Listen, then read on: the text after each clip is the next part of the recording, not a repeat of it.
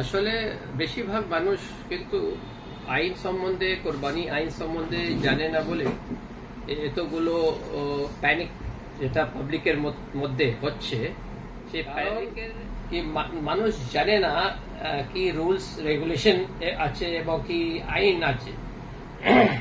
আপনাদেরকে জানাতে চাই কি 1950 সালে আমাদের ভারতে একটা অ্যানিম্যাল স্লটার উপরে একটা অ্যাক্ট এসেছিল।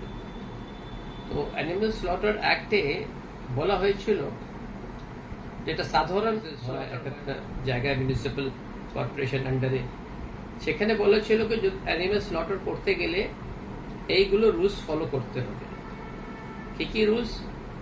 যেটা মেন রুলস ছিল কি একটা ভেটেরিনারি ডক্টর হতে হবে, একটা মিউনিসিপ্যাল অফিসার হতে হবে, এবং মিউনিসিপ্যাল অফিসার যে পশু মানে স্লটার হবে, একটা ভেটেরিনারি ডক্টর দেখবে, পশুকে এক্সামিন করবে, ইয়েস দিস অ্যানিমেল এর একটা এজ দেখবে, তার হেলথ ফ্যাক্টরস দেখবে, তারপরে ও সার্টিফাই করবে কি now this can go for slaughter, এটা হিউম্যান কনজাম্পশন জন্য মানে অ্যালাউড।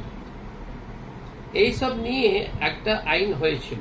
সেই আইনটা আজ পর্যন্ত কিন্তু ইমপ্লিমেন্ট হয়নি। এটা প্রথমবার যে পশ্চিমবঙ্গে নতুন সরকার এলো, প্রথমবার ওরা ওই অ্যাক্টটাকে ইমপ্লিমেন্ট করার জন্য চেষ্টা করলো, নোটিফিকেশন করলো। এই নোটিফিকেশন যে করলো সেটা কিন্তু কোর্টে তার কনস্টিটিউশনাল ভ্যালিডিটি উপর চ্যালেঞ্জ হয়ে গেছে। The constitutional validity of that notification and the 1950 Act উপরে প্রশ্ন উঠে গেছে, চ্যালেঞ্জ হয়ে গেছে, তার ভ্যালিড আছে কিনা। আজকেই চিফ জাস্টিস কোর্টে, ক্যালকাটা হাইকোর্টে ইন্টেন্সিভ আর্গুমেন্ট হয়েছে এটা নিয়ে। তার আউটকাম কিন্তু, তার জাজমেন্টটা আশা করি আজকে নাহলে কালকে আমরা পেয়ে যাব। লোক জানে না বলে কনফিউজ হচ্ছে কি ওই যে নোটিফিকেশন এসেছে, গভর্নমেন্ট লাগু করেছে 1950 অ্যাক্ট অনুসারে, সেটা কিন্তু ধার্মিক যে কোরবানি বা পশু স্যাক্রিফাইস, অ্যানিমাল স্যাক্রিফাইস যেটা হয়, তার সাথে কোনো এটা সম্পর্ক নেই। তার মানে নামাজ পড়াটা, রাস্তায় নামাজ পড়াটা মানুষ জেনে শুনে করে না। যখন একদিন সপ্তাহে ফ্রাইডে প্রেয়ার্সে, সব জায়গায় না, কয়েক জায়গায় যেখানে বেশি ক্রাউড হয়ে যায়, সেখানে মসজিদের জায়গা ভরে যায় বলে রাস্তায় 10 মিনিট 15 মিনিট জন্য নামাজ পড়ার জন্য মানে একটা ব্যবস্থা করা হয়। কিন্তু তার মানে না কি সেটা লিগালাইজড আছে।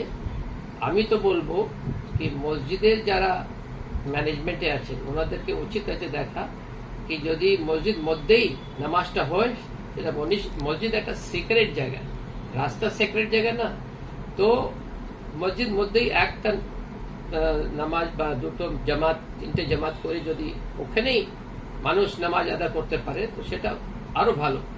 একটা সমাজ, মুসলিম সমাজের উপর যদি পিছনে লাগানো হয় কি না নামাজ পড়ছে কেন, করতে দেব না, 10 মিনিট হোক বা 15 মিনিট হোক, তো সেটা একটা অন্যরকম লাগে। এই সরকার নাকি দুটো চোখে সবাইকে দেখছে। মানে মানুষ তো আশা করবে সমস্ত লোক যারা নাগরিক, ওরা সবাই তো দিন রাত খেটে ট্যাক্স, গভর্নমেন্টকে সেলস ট্যাক্স বলুন, ইনকাম ট্যাক্স বলুন, জিএসটি সব তো দিচ্ছে। তো যারা ট্যাক্স পেয়ার আছে, যারা পরিশ্রম করে দেশকে ট্যাক্স দিচ্ছে, আর তাদের তো উচিত আছে সরকারকে এক চোখে দেখা, সবাইকে ইকুয়াল প্রোটেকশন দেবার, এটা উচিত আছে। একটা ঘটনা হলো, আগুন লেগে গেছিল বলে the stability of that structure, building স্ট্রাকচারের প্রশ্ন উঠে গেল। সেখানে যখন আগুন লাগলো তখন ফায়ার ডিপার্টমেন্ট ইনভলভ আছে, তো ওরা তো দেখবে লিগ্যালিটি, স্টেবিলিটি, তো সেটা একটা অন্য কারণ ছিল। কিন্তু ওটাকে জেনারেল করে দেওয়া ঠিক না। আমি তো বলবো কি যদি ইলিগাল কনস্ট্রাকশন হয়ে থাকে তো তার জন্য যারা ওখানে থাকছে, ভোগ করছে, ওরা নিজে টাকা, নিজে যাকে বলে আয় করা টাকাটা দিয়ে কম রেটে, ইলিগাল বিল্ডিং এ কম রেটে পায়, ওরা তো অফোর্ড করতে পারে না।